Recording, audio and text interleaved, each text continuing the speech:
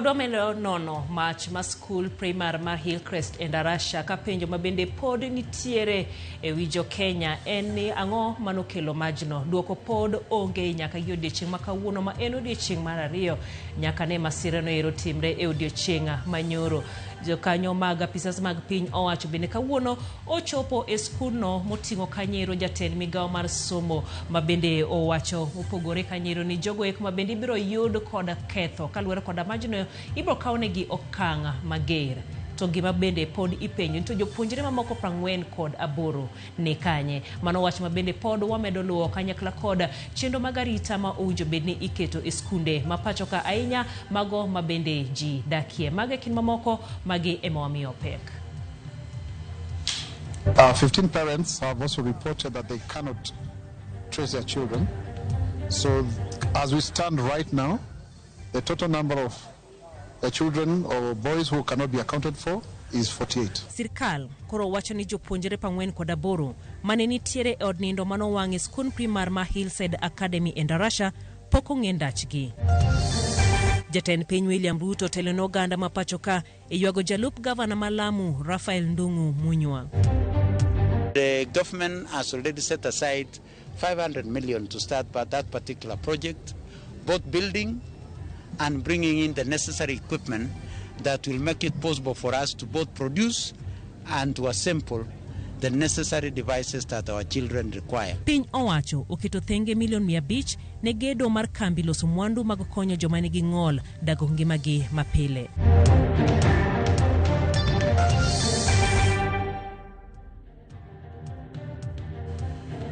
Machiegni weche manyien mag ang'ich welo nyinga jaelieta jaloko marwa en Elizabeth Otieno bende ote magi chwalo kokalo lai maroma ote machuok ma en 23600 par bende ni weche gi inyalo yudo e mbui magwa mago mag YouTube kanyakla kod Facebook e Ramogi TV.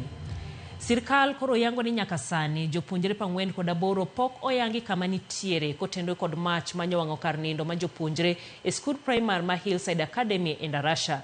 Kaluwore kod jaloso e lo piny owacho Isaac Mwaura, jopuonjre 108 kuom 156 mane nindo e odno oseng'e kama nitie. Kata kamano jonyuol 15 osegoyo lipot ni pok giyango ndach nyithige makelo kwan jopuonjre mapok oyude nyaka 48. Mwaura lero ni kwan ni onge kod adier hie kendo kwan achieng' ibiro chiw e thuolo mabiro tok tiek chenro mar kawo jonyuol kata nonro mar jonyuol mondo tim kod DNA kendo pim kod buru gi fuoni mano yud e kar nindo no. I can confirm to you now 108 of the 156 boys have been accounted for. 15 parents have also reported that they cannot trace their children. So as we stand right now, the total number of the children or boys who cannot be accounted for is 48, including now the 15. The number cannot be ascertained because the DCI is still, the investigators, including the government pathologists, they are still trying to make sure that they match the remains because they were burnt beyond recognition. The remains are being matched together with other particulars. And it will be a process that will take long. We'll have to do DNA on all of the parents. So then we can say this body belongs to this child. Jo Kenya pod nigi buok tok jopuonje ma nyaka sani koro yangi ni 21 ma skul primar ma Hillside Endarasha Academy e county ma Nyeri wang' e kar nindo margi. Mae duoko jo Kenya kod skunde e ng'iyo chenro mowinjore oketi e kuonde nindo mag skunde ma migawo mar somo ogolo ne skunde mondo gelo. Kuonde nindo e skunde ema thothne itiyogo mathoth kopogore kod klese. Omiyo kuondegi kaluwore kod andika mar arita ne skunde winjo ket obed maler kendo manigi thuolo makare ma yamo luorore. Mae e chal moko kuom kuonde nindo e skunde ma idake mopogore pacho kae. Kaluwore kod andikani mochwal ne skunde duto pacho ka otende ok winjo bed ni odhugore kamae. Andikani dwaro mondo nafas e kind otende obed ma ok tin ne mita 1.2 ka korido e kind otendni idwaro obed ma ok tin ne mita 2. Ok owinjore jopuonjre mokalo 1 oninde otanda achiel. Dhoudi mag kuonde nindo dwarore obed malach kendo oyawre kadhi oko, kendo ok owinjore olorgi gi oko e sama jopuonjre ni e iye. Kar nindo ka kar nindo bende nyaka bed gi dhoudi 2 e gikogi kendo machielo mar 3 e diere mondik ni emergency exit kata kar wuok mapoya. Dhoudi gi nyaka lor kinde duto sama jopuonjre onge, kendo ofungu obed gi dom master, dom mistress kata dom prefect. Kamano bende, dirishni mag kuonde nindo kik bed gi ohinga kaka chuma ma odine kendo oyawre mayot kodhi oko. Gik simo mach nyaka bed ni tiyo kendo ketgi machiegni kod dhot mondik ni emergency exit. Kamano bende, auja manyiso ni mach omuoch nyaka bed kama oyudore machiegni kendo mayot. Skunde bende idwaro mondo orang chal jopuonjre kapok gidhi nindo. Japuonjre ka japuonjre nyaka luong nyinge pile ka pile kapok odhi nindo. Jorit mag skunde bende idwaro mondo owuothe alwora mar skul ka gijiwo arita kendo onge wendo mowinjore yiene dhi kuonde nindo gi. Ne masira mora mora manyalo timore e skunde, idwaro mondo ket ranyisi mar kaka ng'ato nyalo yudo konyruok mayot ka idwaro ogur ranyisi ni e klese, apise jopuonj, kar nindo e kind mamoko. Skunde idwaro bed katimo orako maritore kaponi masira otimore. Puonj mar gimonego otim ka masira mar mach omuoch onego tim dwe ka dwe. Idwaro bende gibed kod gik makonyo e kinde masira kata emergency kit, moting'o first aid kit, firimbi, onget mar mach, torch, gik simo mach kod map manyiso gedo mantiere skul. Pod wabiro dok e wach mar masira to kaka isani wadhi e kuyo gi lit makwako kaunti ma Lamu tok jalup gavana ma kaunti no Rafael Ndung'u Munywa wito ngimane tok tuore kuom thuolo machuok. Jatend piny William Ruto telo ne piny Kenya e oro otene mag mos koywago Munywa kaka jalmane ochiwore e tiyo ne oganda. Jodak ma Lamu bende oywage kaka jatelo manohero kelo dongruok ne oganda.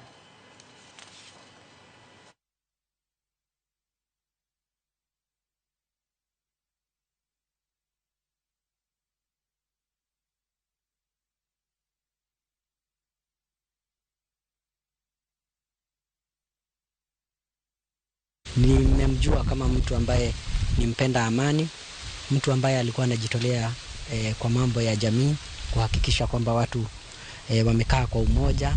Kifo hiki chake kimekuwa ni cha mshtuko mkubwa kwa sababu ni kiongozi ambaye tumemtazamia kwa mambo mengi, mtaka amani, mtu ambaye ametafuta kwa kipindi kirefu vile jamii zinaweza kutangamana. Alitusaidia sana, manaka siku hata ya kufungua soko alikuja akatushauri. Tumeachua pengo kubwa sana na hatujui tutaziba na nini.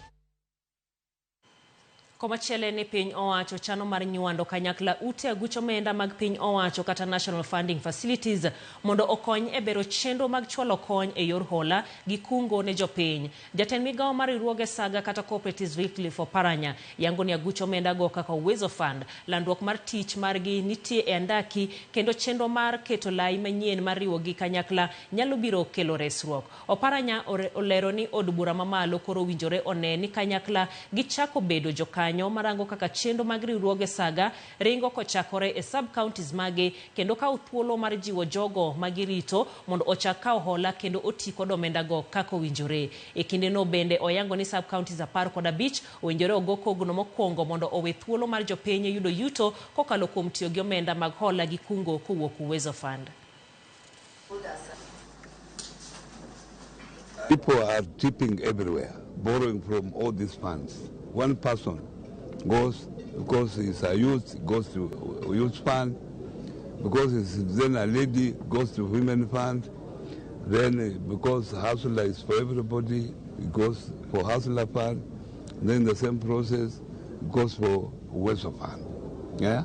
So in future, I think we are thinking of having a common platform, so that when you borrow, you know, if you borrow everywhere, you overborrow, then repayment becomes an issue. Because of lack of visibility and lack of awareness, we have up to 1.6 billion shillings which is lying idle. It's not being borrowed. Payment rate right now for those who are repaying, it's almost 79%, those who are repaying. But of course we have those group of people who had borrowed once or twice at the beginning of the fund when we launched the first 2 months, and they decided they're not going to pay.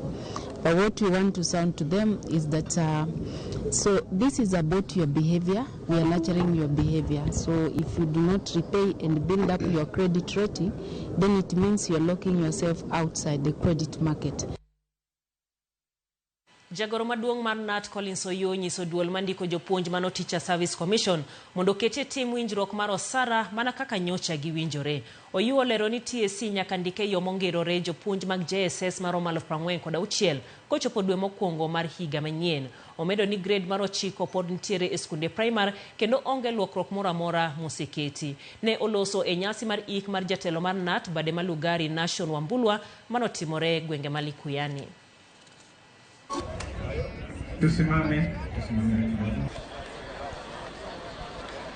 Nikiangalia huku naye Mungu anasema nimewapa. Get it straight from me that the issues that we shared, the labor issue was one, the implementation of the second phase of the CBA, amended phase. This said double benefits. That second phase, in whichever way, was an opening for discussion of a new CBA, and we have already started. We have presented a memorandum to TSC, and we want to make sure that this time round, it shall not be a maternity CBA as it was. Hawa vijana wa interns, the 46,000. Mheshimiwa bado nakushukuru. The 46,000 come rain, come shine, must be confirmed as permanent and pensionable by January this year, next year. And we shall see to see it. If not so, then hell might break loose. Kariudo thieth ma Kisumu County Referral ogolo ondamo e yor bero weche thieth e county no bangi awayanga kar pimo manyasani miluongo ni DNA and Molecular Diagnostic and Screening Laboratory. Lab makamendi okete masinde mag pimo mabende biro timo pim maro malfario odiechieng' kodiechieng'. Okang' makoro dhi kelo fuong'ruok e pek mane nitie koteno koda weche pimo jotuo kako winjore ma onge ketho seche. Lab no biro konye pimo kendo menyo tuoche mopogore kaka COVID-19, malaria, TB e kin mamoko. Gino makoro keto Kisumu ong'ala manyime e krokne kedo kod midhiero mag tuoche manyalo sieko apoya. Okang' ni bende biro duoko piny wach thor mag nyithindo magamo kute mag ayaki kinyuologi kaluwore ni pim kod menyo ibiro tim mapiyo mar ng'eyo kendo geng'o tuoche. Ma wawacho ni otimo precision medicine. Orango disease ma ingo at the level of the DNA. Ingeni the structure mar any organism dhi nyaka DNA. Koro DNA ma wacho ni gini en HIV, kata gini en COVID, gini en malaria or any other organism. Koro machine go bo konyowa yudo diseases early. Koro test gi no kwa team Kisumu before. No wakawo samples watero e research laboratory mar Kemri. Kata watero e referral hospital in Eldoret yudo results. Koro gino no kawo 1 week.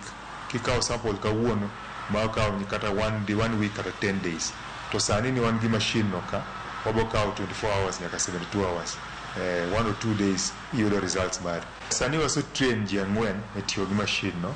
But ang'eni training bo bet mang'eny saidi. Some more extend services. Nikech sani wa train gi timo HIV, HPV, TB. Technology bo gibo better accessed through your facility. Ero kamana ahinya ripodno bende makoro terowa e yweyo mokwongo e chino ni mano mar ang'ich welo. Ote moko ma bende antiere god wacho ni Ramogi ler kendo neno makare kabisa. Kata kamano wacho ni timo mos ne familia mowito jogegi. To mogik sirkal owinjo kete okenge motegno mar geng'o mee e skunde ni mar girocho chendo mag somo. Mono Ambwaro Johannes mar Pong'e Kanyadoto. Nonro mar Jokenya uzidi. Kata gima neno to ni nonro nyaka timo kinyisa nyingi. Jacinta Kawoka Bondo Kasipul Ramogi TV neno eyo makare. Tedi Abala Ramogi neno maler kentire kuoyo kowe. Aneni makare kantire Rapogi Kanyamkago mano Kanyero Otistinga. Ero kamana hinya. Iwacho ni Ramogi aneno maler. Lit ndi Thoe nyithindo matindo lit kabisa mano olango jakosoko kwa ratil kwa bwai kapachika Migori wacho ni gomos ne anyuola mowito nyithindgi e skul. Abdalla Markatito wacho ni en wach malet Kenya ka wacho ni ji thoe ndara nyithindo wange skul en ang'o mabende timore wacho ni sirkal mondo kawane ondamo mabende owinjore. Kikidhi mabor pod waduogo gi mathoth bang' yweyo machuok.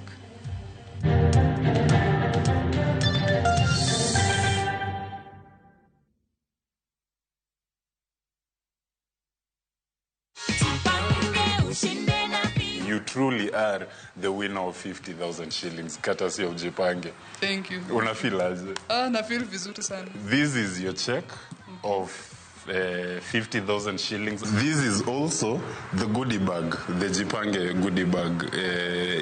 Hii hata tuambiagi watu nini niko ndani. I can tell, especially my fellow youths, that wajipange na view sasa.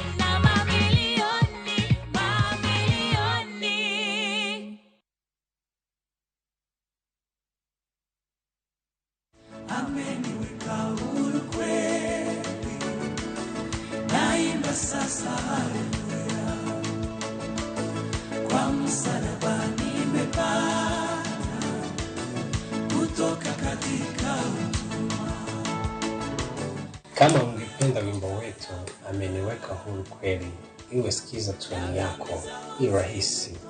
Bonyeza *811*500# na ukumbuke sikiza na Citizen ndio kwa wasanii wote.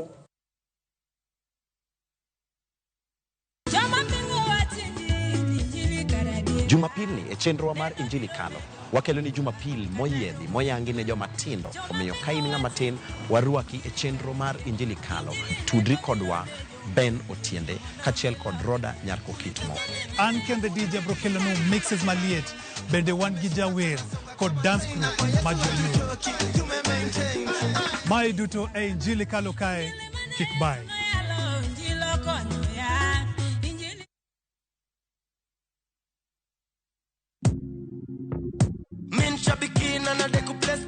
Naitwa Daniel Kimanzi, nimetoka Kitui County. Mimi kazi yangu ni an engineer by profession. Shambiki ya fieta, nilianza kucheza mimi na pesa kidogo, nikimprove kidogo. Nilikuwa nakula tu natoa, nafanya kazi zangu, lakini mpaka saa hii ndo nimefika pahali nikakula pesa mzuri yenye inaweza nisaidia. Saa hii nikiwa nimesimama hapa, niko na furaha sana. Nimeshinda 1.5 million kama venye mnaona kwa hii check. Hii pesa itaenda kunisaidia sana pamoja na familia yangu. Niko na watoto shule, italipia fee. Biashara yangu ya construction pia huwa inahitaji pesa mingi, itaniboost kiasi kikavito na pia nitaendeleza mambo zingine zangu. Win big in seconds. Aviator Shabiki.com inakupa the biggest multiplier in Kenya. Shinda up to 50,000 times your stake. Yani ukiweka stake ya 100 bob, ndege ipeperuke, unashinda 5 million within seconds. Changamkia Aviator on Shabiki.com. Not for persons under the age of 18. Authorized and regulated by BCLB license number 428.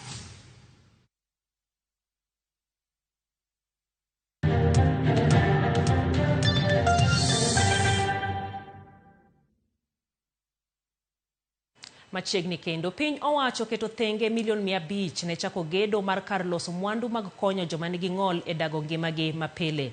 Kano lose nyasi mar nyisruok mag mwandu mopogore mag konyo joma nigi ng'ol, jagoro mongirore migawo mar somo Belio Kipsang oyango ni ting' mar nyiewo mwandugo osechak dar kowuok e apis mare nyaka kar tiegruok mar joma nigi ng'ol mano mar Kise. Simfos Okinda nigi ler mathoth. Kaluwore kod riwruok mar thieth e piny ngima World Health Organization, joma nigi ng'ol bilion 2.5 ni kod dwaro mar tiyo kod gige konyo gi dago ngimagi makare, ka kwan ni igeno ni biro idho nyaka bilion 3.5 kochopo higa mar 2050. Kaluwore kod jalup director mar social development e migawo mar Labour Richard Busire, jo Kenya milion 1 ma nigi ng'ol ni kod dwaro mar yudo mwandu kod lony manyasani makonyogi e dago ngimagi mapile. Zakari Mwasia en japuonje kar tiegruok mar Kise. Kata obedo ni onge kod nyalo mar neno, otiyo kod lony manyasani e yudo picha makare mar alwora ma entiere. When I came, when I was just in front here, I couldn't see what is in front of me, how you people are looking at me. So I needed to use some piece of technology so that it would help me.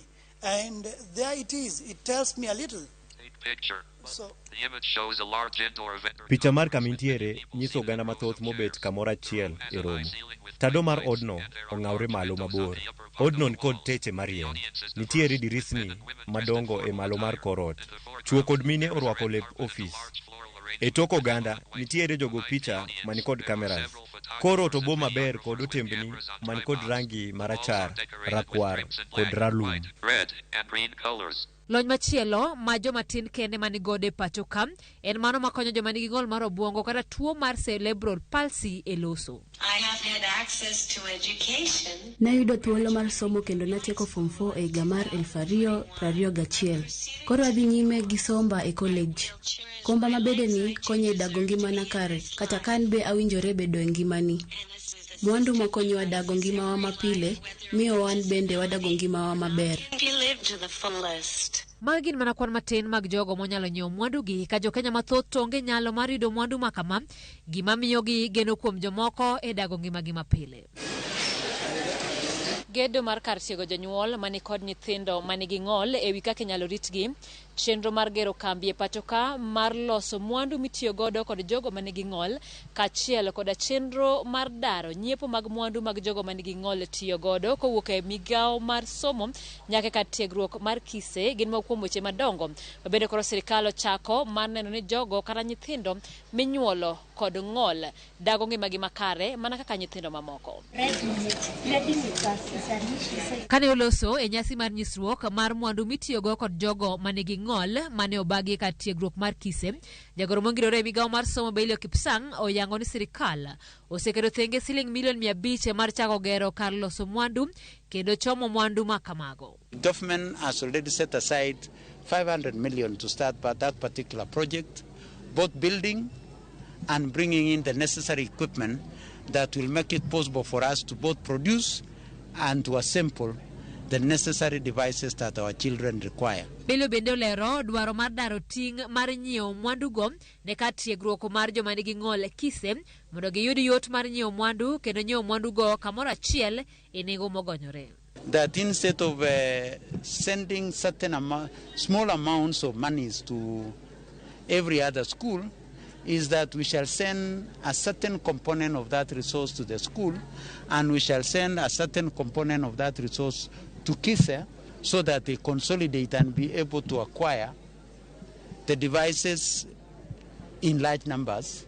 And I requested the regulator in procurement to allow me to delegate the procurement authority to the CEO of this institution, because they have better understanding, they have better knowledge, they have expertise here. They'll be able to know which is the right quality equipment that will support our children. You know, these things are medical. Simfrozo Kinda, Ramogi TV, e kar tiegruok mar kise.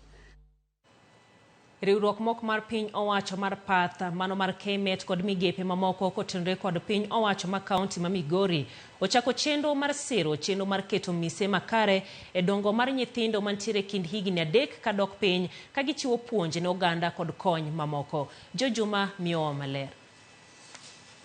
Nyithindo mathoth e piny Kenya ok yud arita makare e kinde ma gichako dongo, gin mamiyo ok gidongi e yono makare. Lipot yango ni atamalo mag nyithindo 30.4 e Kenya e kind higni 3 kata 4 obwongogi kata ngimagi duto ok bed kaka owinjore nikech ok giyudo arita makare madwarore ka onyuolgi nyaka gichopi e higni 3. Maya simo nyithindo gibedo kata kod pek e yoregi mag somo e kit ngimagi duto. Chak support nyithindo kochakore higni ka nyathi ni e ich nyaka higni 3 mondo waket migawo mar konyo nyithindo mondo nyithindo chak maber e ngimagi machon through program waluongo ni Smart Start Initiative. Because wadwa ni mondo glory mane wan go chon, professors mane wan go chon, doctors ma wasebedo go e Luoland, mondo wayud gi kendo gi program ma wabedo go sani. Jolony yango ni midhierogi biro ka nyathi okomi arita makare ma oting'o yudo thieth maber, gago makare kod mamoko e kinde ma gintie higni 3 kadok piny. Nyathi en mwandu mondo miye mise motegno. So mondo nyathi mi omi mise motegno nyaka ji duto bed kanyakla mondo okonyre tego nyathini e yo makare kaka ngimane nyalo bedo. Koro wang'iyo ngima nyathi korka yor mar afya, korka yor education, korka yo kaka nyathi nyalo tugo. Nutrition mar mama nyaka bed maber eko nyalo ting'o ich dweche 9. Eka nyathi mobonyuolo bobedo gi kilo ma en 2.5 kadhi mbele.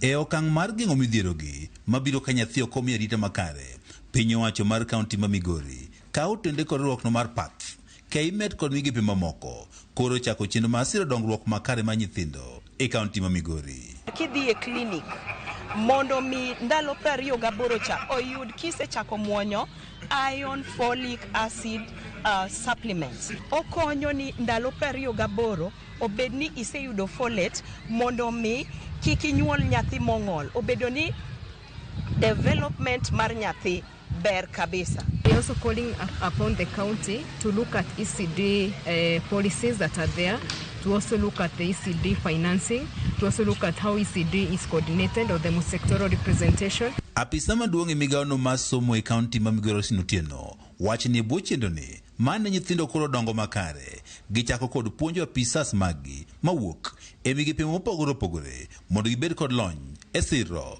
dongo makare mag nyithindo ma kind higni 3 kadok piny. Ka department ogolo ng'ato miluongo ni focal person mabodhi deal gi jogi nyaka piny e grassroots level.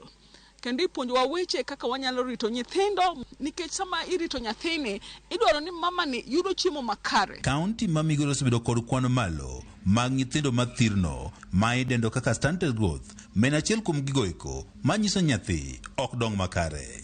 Apisa mochune gago makare kaunti ma Migori Kaino Dete wach ni maromo nyithindo 35,000 e kaunti ma Migori mangima sani othirno nikech koso gago makare kod midhiero mamoko. George Juma, Ramogi TV, Migori. Nyake kaunti ma Kisumu ni jo ohala e chiro mahero ma en achiel kuom mise mag dongruok motegno ma jolo chumi ma Kisumu kaunti ywaka wi chal marach mar alwora margi. Jo ohala go wacho ni taka kod pi mochido kelo arufu marach kendo ketho lwasi margi mar tich. Kaka jafwambo marwa Millicent Adhiambo lero, gibogo ng'anyo chulo osuru ka tend kaunti ma Kisumu ok owinjo ywakgi. Mae chal mar chiro mahero ma owinjore obed kar ohala maduong' ma onywando jo ohala mathoth. Mak mana ni chal mar chiro ni sani nyiso ni chalo ma ojwang'e kendo ma onimo e dago dundu mar minyaga kod taka mang'we. Jo ohala ywak ni tend kaunti odagi winjo ywakgi maduoko chirono e rang'iny makare. Kwase complain the county government, and the matter has reached the matter osechopo ne revenue, minister mar revenue, minister mar physical planning, osechopo ne minister mar public health, to onge gima osetim e Ahero ka.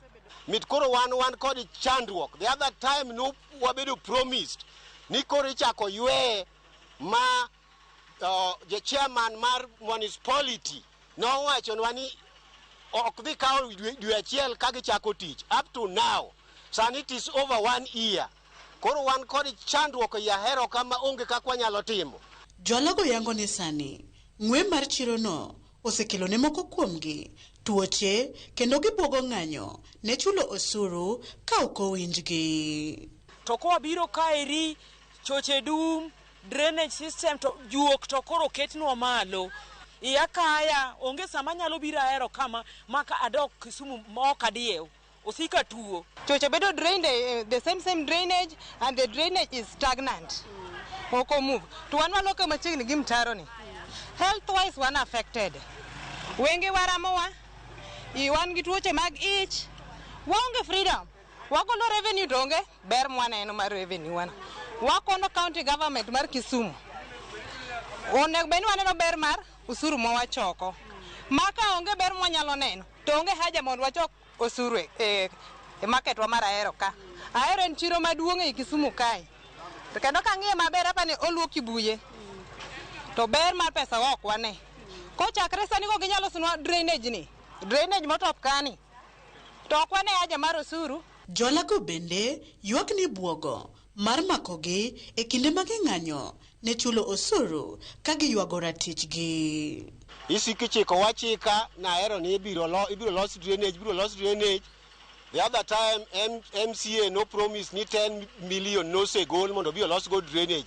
Up to now, some of them came to me to silence me. The reason why we wrote such a letter to the national government, the officials here, including the country revenue reinforcement officer, came and wanted to arrest me and take me to police station, and I dared them that day, and they went away because members of the public were also very angry that day. Koro chandruok ma wan godo kani ok wang'eyo ni ang'o manyalo timore. Can the Ministry of Health, national government intervene, or the President of the Republic of Kenya, Mheshimiwa President William Ruto, can you intervene and come to our rescue? Chiro maero emaluwo Kibuye e choko osuru ne tend kaunti ma Kisumu. Debe ni rem ni kanye mamiyo chiro no ok nyal chwale rang'iny mowinjore e yor ler. Millicent Adhiambo, Ramogi TV, Ahero, Kisumu County. Kesigana maduong' makawuono kuma bende piny owacho pod dhi nyime kod timo nonro mar yango gima ne dikel mach manyo wang'o skul primar ma Endarasha Hillside Academy ma bende yudore kaunti ma Nyeri. Piny owacho yango chako chenro mar baro ringre jopuonjre mane otho chieng' wuok tich juma manyien kotenegi kod jabero maduong' mar piny owacho Johansen Oduor mano mar yango nonro mag jopuonjre mano wang' marach. Kaka jafwambo marwa Chris Owino leronwa, chal mar jopuonjre 48 mane ok ong'e ndachgi bende pod ok ong'ere nyaka sani. E odiechieng' mar ariyo bang' masira mar mach ng'ado ngima jopuonjre 18 e skul primar ma Hillside Academy Endarasha, okwach kich pod dhi nyime kotudo ranyisi madhi konyogi yudo gima ne dikel muoch mar mach makamano. Kaluwore gi jaloso e lo piny owacho Isaac Mwaura, migawo mar arita ne ogolo chik mar tero migepe duto mochung' ne timo nonro e skulno mar tieko timo nonro e wi masira makamano. E komachielo, jatend jomin wach Patrick Ingonga bende ogolo chik ne tend obila mondo tim nonro mong'ith mar yango gima ne dikel masira makamano kendo chwalo ripot mar gine apise. Ingonga osingo ne jopiny ni apisi mare dhi kawo okang' mager ne ng'ata ma idhi yudo kod ketho. Kata kamano, ong'weng'o pod oliero e wi jopuonjre ma pod ok ong'e ndachgi nyaka sechegi. The spokesman has just said that 20 has been brought. Can we see them? At least to be a reprieve to 20 parents. I might be among them. I don't know. That's why we are here. We are hanging on hope. E komachielo, ogai mar obila e kaunti ma Nyeri Pius Murugu olando ni jabero maduong' mar piny owacho Johansen Oduor dhi telo ne chenro mar timo bero ne ringre jopuonjre mane olalo ngimagi chieng' wuok tich juma manyien.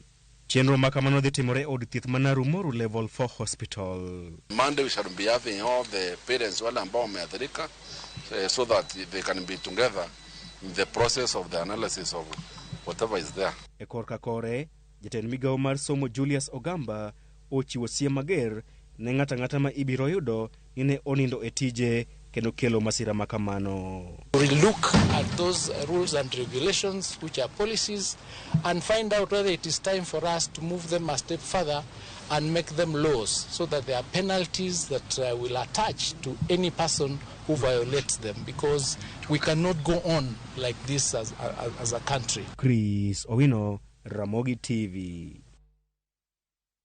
Riwruoge moko mag piny owacho koro chako tiyo kod nyiso sinema kaka yo mar chiwo puonj ne jopiny e wi rito alwora. Kane giwuoyo e nyasi mar nyiso sinema manotimore kar romo mama ma Grace Kisumu, riwruogego moting'o jochung' ne alwora ma Kisumu koriwre gi Riath ne owacho ni tiyo gi sinema en gima yotie moloyo e yor puonjo oganda e wi rito alwora. Chola ni mondo wapuonj yudhewa kaka ginyalo tiyo gi drama and also film mondo gilos tugo maber about environment. Nikech wasefwenyo ni yudhe ohero gik ma mit kabisa. Koro ing'ene ka watugo gi film or drama to most of the youths bobedo interested gi environment. Wasebedo kwa yudo ni nyiso gigi kata kwa wuoyo kaka jo government nyalo wuoyo to iparo ni samoro ok ginyis jo oganda gima timore e ground.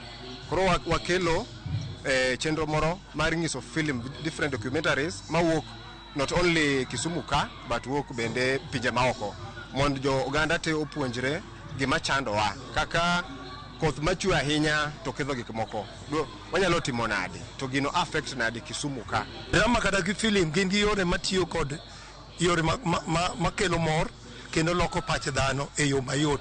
Koro film festival ni wadwa neno kaka lokruok mar lwasi kelo hinyruok kata kelo ber ne oganda. Tang'o ma rowere nyalo timo mondo gilok pachgi.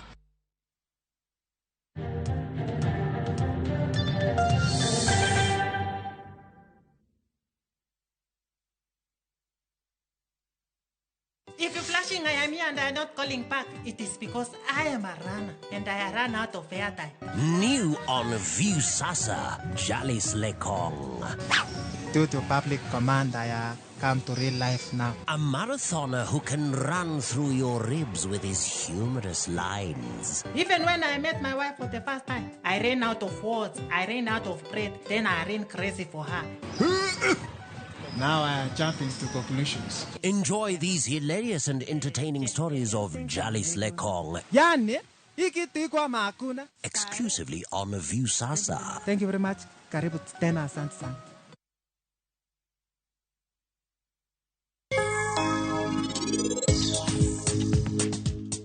Yawa karan nyakwara. Kaponi in kae okidwa ni mondi wuogi dau, onge wach. In yie kod Sarah Jitno kende. Ang'o momi timo gigi te? Tie gimoro marach makara nosetimo ni kae. Jita mani kae ni ema bo miwa ranyisi. Wachna nin ng'a? Wachna, en ang'o momiyo timo na gigi te? Wachne polisi. Mondo gel gimake sani.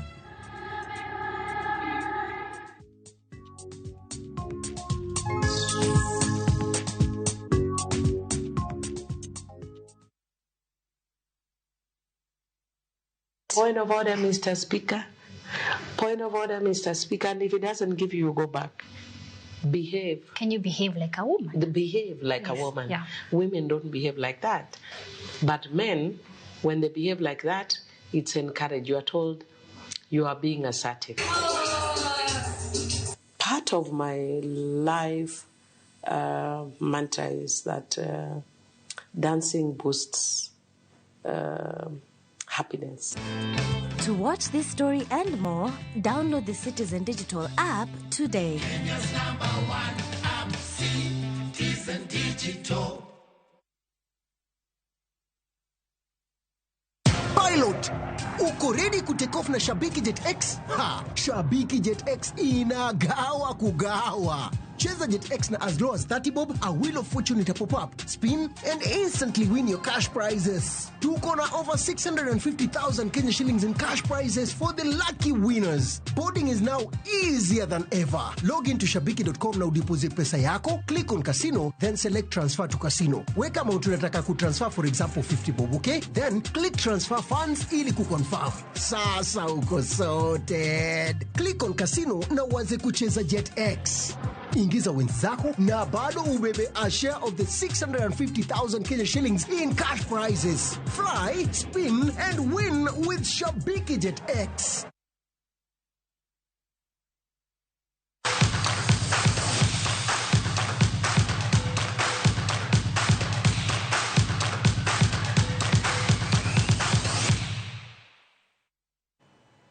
Bang'u kamodhi ma onge gol gi tim mar Zimbabwe e lap ma Mandela Stadium e piny Uganda, Kenya biro rakore gi tim mar Namibia mano chieng' tich ariyo. Stars mano bedo ma onge jaloyo kendo kapten margi Michael Olunga, kocha Engine Firat no wito thuolo